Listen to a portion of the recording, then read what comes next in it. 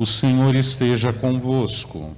Ele está no meio de nós. Proclamação do Evangelho de Jesus Cristo, segundo Mateus. Glória a vós, Senhor.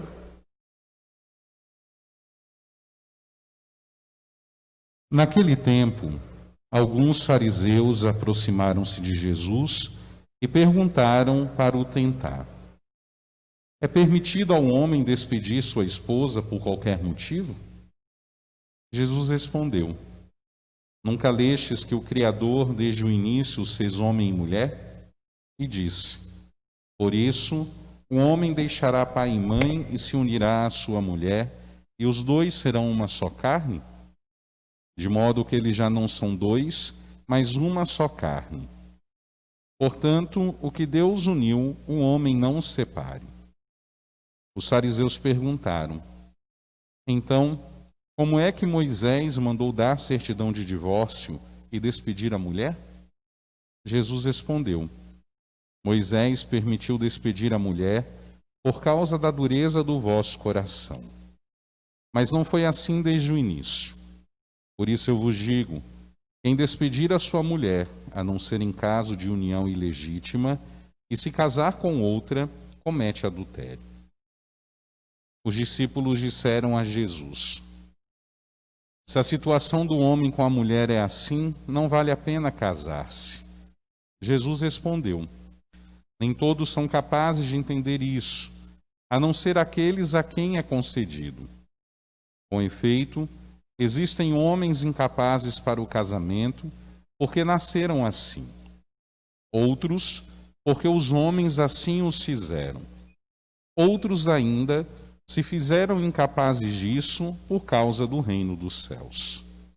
Quem puder entender, entenda. Palavra da salvação. Glória a vós, Senhor.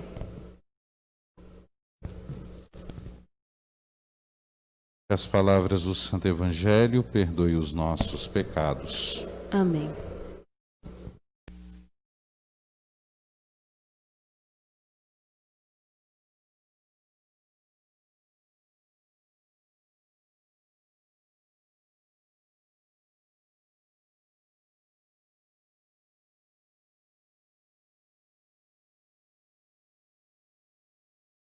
O matrimônio é a única bênção que não foi abolida por conta da desobediência do homem e da mulher. É a única bênção que não foi abolida pelo pecado original. E a união entre homem e mulher, ela tem da parte de Deus um desejo bem explícito. Uma vez que Deus usa, inclusive, a Sagrada Escritura, melhor dizendo, ilustra as relações de Deus com o seu povo, usando a alegoria do casamento, sobretudo nos profetas. E isso é bem explícito no profeta Oséias e também um pouco no profeta Ezequiel, que nós temos lido esses dias. Inclusive, a leitura que ouvimos hoje falava de aliança, a aliança entre Deus e o povo, entre o povo e Deus. Aliança de esposo. Deus é o esposo, o povo é a esposa. Então é um tema bem caro aos olhos de Deus, é um tema muito importante também, para a reflexão humana, uma vez que, sobretudo, na ótica cristã, na ótica vocacional, e nós estamos celebrando nessa segunda semana a vocação familiar, é uma decisão muito séria, a ser tomada e a ser assumida, como os cônjuges prometem um para o outro, e ambos diante de Deus, todos os dias da sua vida. Por isso é um tema também presente na doutrina de Jesus, conforme nós ouvimos no Evangelho hoje. Jesus, nesse diálogo, que na verdade começou como uma tentativa de tirá-lo do sério, o Evangelho diz que alguns fariseus aproximaram-se dele e, para o tentar, fizeram as perguntas a respeito do divórcio e, consequentemente, do matrimônio. A gente imagina, que naquele tempo a sociedade já era permissiva. E e querem colocar Jesus à prova justamente nessa questão que, embora a sociedade fosse permissiva, claro, de acordo com os padrões da época, certamente era uma questão que ainda incomodava. E Jesus é muito sábio nas suas respostas, porque ele relembra justamente aquilo que é desejo de Deus, os desígnios do Criador, né, que o homem e a mulher se unam e ali, né, naquele sim dado, naquela união, façam nascer, né, os filhos e filhas para ele, Deus o Criador. A resposta de Jesus tem o objetivo de voltar à originalidade, onde não havia divórcio, onde não havia adultério, onde não havia nenhuma questão que atrapalhasse, né, o plano original de Deus de fazer famílias, né, a partir da união do homem e da mulher. Deus criou, portanto, homem e mulher para um matrimônio indissolúvel. E ainda hoje, quando nós celebramos o sacramento do matrimônio, a ótica é essa. Quem se casa para sempre, né? Promete todos os dias da nossa vida. Antigamente o rito utilizava uma frase mais forte: até que a morte nos separe. E todos os dias da nossa vida tem o mesmo sentido. Mas também Jesus lembra, né, no evangelho de hoje, que além do matrimônio ser indissolúvel, ou seja, deve ser para sempre, ele coloca aqui outras questões, né, daqueles que não se sentem capazes de assumir essa responsabilidade no casamento, e isso é fato, né? Tem muita gente que casa-se, mas não está preparado para se casar. Na verdade, não foi destinado a casar, porque não vai arcar com as responsabilidades, né, presentes ali naquela vida matrimonial, que não é mais vida de solteiro, não é mais vida individual, mas é vida de casado, é vida onde no mínimo se tem dois, e esses dois provavelmente vão se multiplicar quando vierem nascer os filhos. Vou falar uma coisa que talvez quem esteja namorando não vai gostar muito, mas eu acho que para casar devia se ter um curso preparatório como para ser padre, anos, para se tomar de fato essa decisão, porque não é brincadeira. Ainda dia desses aqui, eu brincava com algum jovem, né, falava, vou casar daqui 3 anos. Eu falei, para quê? Para depois ficar no meu ouvido? Eu não sabia que era difícil, eu não sabia que era assim, que eu não sei o quê. Porque é algo que tem que ser muito bem pensado, é algo que tem que ser muito bem refletido. Não é uma decisão que eu posso voltar atrás em qualquer momento. E aqueles que já são casados, que estão aqui presentes, que celebraram o sacramento do matrimônio, sabem muito bem do que o padre está dizendo. Não é algo que dá para voltar atrás a qualquer hora. Bem como não é um mar de rosas, né, todos os dias da vida, né? Casamento tem seus problemas, casamento tem suas dificuldades, casamento tem suas coisas a superar também. E se isso não for encarado com parceria, não vai dar certo. E Jesus está dizendo a respeito desses que não são capazes de assumir os compromissos. Sim, tem gente que nasceu e veio a esse mundo para ser solteiro. Qual o problema nisso? Porque não tem capacidade, é bem isso que Jesus diz, né, de assumir os compromissos do casamento. E também tem aqueles que são incapazes, naturalmente, por questões biológicas, e aqueles que se fazem incapazes para o matrimônio, de livre e espontânea vontade. Vocês estão olhando para um, né? O sacerdócio não comporta a vida matrimonial, também por motivos muito óbvios, uma vez que o padre é chamado a dedicar toda a sua vida, toda a sua força, toda a sua energia à comunidade a que lhe é confiado e assim também à igreja. Então Jesus coloca tudo isso aqui, né, para a nossa reflexão, para mostrar, né, que as decisões devem ser feitas na responsabilidade, devem ser feitas no compromisso. É um compromisso que é bem valioso aos olhos de Deus e que todos nós devemos ter também a nossa parte, né, sabendo da responsabilidade, eu ao assumir o sacerdócio, e todos vocês, a grande maioria, ao assumir os compromissos do matrimônio.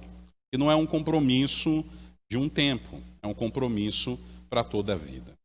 Jesus fala que o divórcio só é aceito quando aquela união é ilegítima. E a igreja até hoje aplica esse ensinamento. Quando a gente fala de nulidade matrimonial, e com o Papa Francisco esse tema está bem presente, né, na igreja, nas comunidades, não é um divórcio. Na verdade, a igreja vai provar que aquele casamento nunca existiu, porque faltou responsabilidade, né, faltou a consciência do compromisso, seja de uma ou até mesmo de ambas as partes. Mas não é divórcio, né, é provar que aquela união jamais existiu. E em tempos que nós vivemos, né, tão difíceis, tão permissivos, eu dizia que essa questão é levada a Jesus por conta da permissividade que existe no seu tempo. Imagina essa questão hoje, né, em tempos mais permissivos, talvez 100 vezes, 200 vezes mais que naquela época de Jesus. A gente sabe que a atitude da sociedade em geral para com o matrimônio como sacramento acaba mostrando a ideia que a sociedade faz hoje também do homem, da mulher, da vida, da família, né, do sexo. São coisas extremamente complicadas. E se a gente não se permanece, né, firmes naquilo que nós cremos, na doutrina que nós vivemos, naquilo que nós acreditamos, como a família sendo um projeto original de Deus, a gente corre também o risco de se perder, o risco de naufragar no meio do caminho. Porque hoje é muito normal, né, uma pessoa que não é homem, não nasceu assim, mas se fez homem, né, por N questões durante a sua vida, protagonizar uma propaganda do Dia dos Pais. E vai a gente dizer alguma coisa, a gente vai ser bombardeado até o fim, né? Por isso que naquele tempo daquele alvoroço por conta disso, eu cheguei a dizer, isso não diz respeito a gente, porque cada um sabe muito bem o que faz a sua vida. Mas é essa sociedade que a gente vive, onde aqueles que não nasceram homens se fazem mulher no decorrer da vida, aqueles que não nasceram mulher se fazem homens no decorrer da vida. Aqueles que são homens que querem constituir família, 2 homens. Aquelas que são mulheres que querem constituir família, 2 mulheres. Existia toda uma regra, né? Não tem muito tempo isso, basta a gente perguntar. A maioria dos nossos pais, avós, não conheceram outros parceiros senão aqueles com os quais casaram. Então, o sexo era uma coisa muito sagrada que se vivia depois do sacramento. E hoje? Hoje mesmo eu estava vendo uma notícia de uma menina de 14 anos que teve filho, né? Então, não existe mais aquela ótica do passado. Os tempos são outros. E se a gente não tomar cuidado, a gente vai achar tudo isso muito normal, né? E não vai se importar com aquilo que continua sendo essencial. O que a igreja nos ensina, o que a palavra de Deus nos ensina. E pensar assim não é ser preconceituoso. Pensar assim não é fechar a cabeça para essa realidade que a gente vive. É porque tem coisas que simplesmente não podem acompanhar a evolução do mundo que a gente vive. São assim desde o princípio e serão assim até o último dia. E veja a missão que nós temos enquanto cristãos, né, de valorizar estas coisas que o mundo considera como ultrapassadas, mas nós sabemos que são sagradas demais para serem tocadas, para serem mudadas. Qual que é a nossa missão? Viver aquilo que nos transmite a palavra, aquilo que nos ensina a doutrina da igreja, da fé da qual nós fazemos parte e também resolvemos abraçar. Lutar pela família não é fazer motim na rua, a gente não é disso. Lutar pela família é viver essa vocação, né, na originalidade e, sobretudo, se esforçar para passar para as novas gerações esse compromisso, né, de zelar por aquilo que é desejo de Deus desde o início, que é a única bênção que não foi abolida pelo pecado original e que Deus quer que a gente viva na profundidade daquilo que ela é em si, né? Vocação familiar, do qual nenhum de nós pode fugir. Eu não vou constituir família de sangue, mas eu sou membro de uma família humana, né? Tenho mãe, tenho pai, tenho irmão, espero ter sobrinhos, né? E sou membro da família da igreja. Então não tem como fugir. Todos nós nascemos de um pai e de uma mãe, nascemos de um homem e de uma mulher. Às vezes acontece no meio do caminho, né, de aquele pai, aquela mãe, um seu pai mais presente, ou seu pai ausente, a mãe ausente. Quantos casos que a gente sabe, né, de gente que foi abandonada bebê, que não conheceu o pai, que não conheceu a mãe, mas alguém assumiu a responsabilidade. Sim, também é fruto daquela família humana. Se nós somos membros de família humanas, não tem para onde correr, a gente tem que fazer a nossa parte, né, para que a nossa família seja santa, para que a nossa família busque as coisas de Deus, para que a nossa família viva a fé da igreja. E esse compromisso é de todos nós, né, que somos membros, né, de alguma família, pequena, média ou grande, de fazer com que a nossa família, né, seja cada vez mais esse desejo, esse projeto de Deus no mundo em que nós vivemos. E assim ser também um sinal profético da sua presença. Em relação ao divórcio, que Jesus tanto critica no Evangelho, é um assunto muito sério, porque pode se separar um homem e uma mulher, mas não pode separar um filho no meio, né? A criança sempre vai ser a que vai perder mais quando é criança.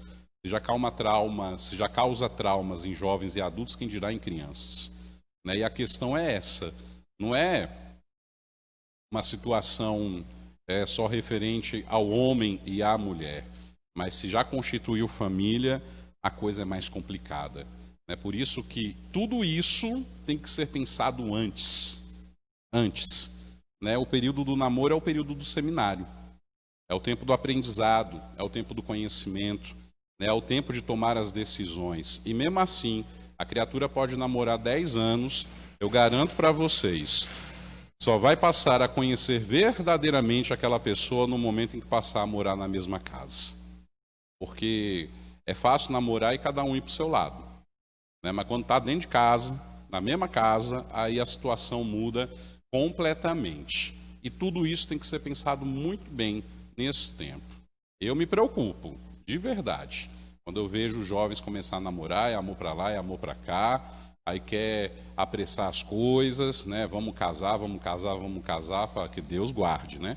Se a gente disser não, a gente sai por ruim na história. O padre não quis fazer meu casamento, mas porque realmente é uma coisa muito séria.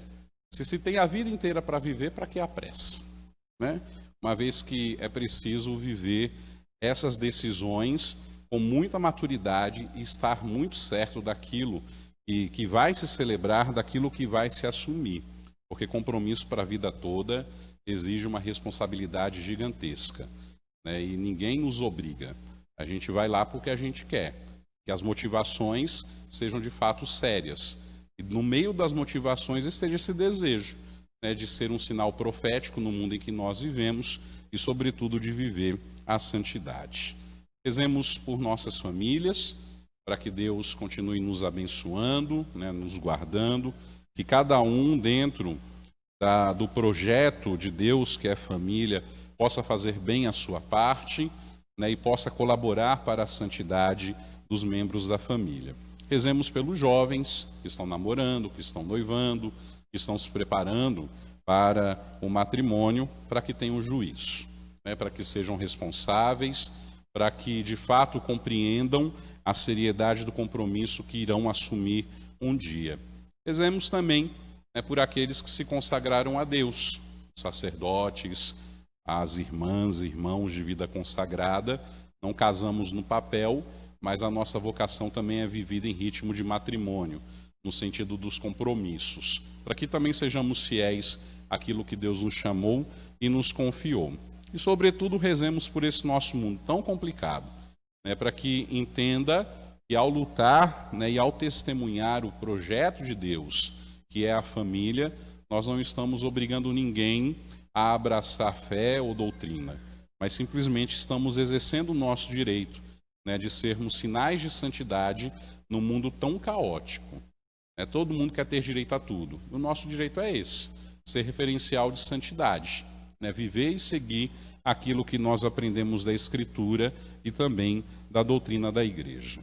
E rezemos ainda por aqueles casais que têm passado dificuldades na sua vida matrimonial, né, para que se espelhem na Sagrada Família de Nazaré e neles busquem inspiração e exemplo para lidar com todas as situações tristes e dolorosas do seu matrimônio. Que a Sagrada Família inspire a todos nós, né, a sermos modelos também de santidade e, como disse aqui várias vezes, sinais proféticos do desejo de Deus ao respeito das famílias humanas nesse mundo em que nós vivemos. Louvado seja nosso Senhor Jesus Cristo.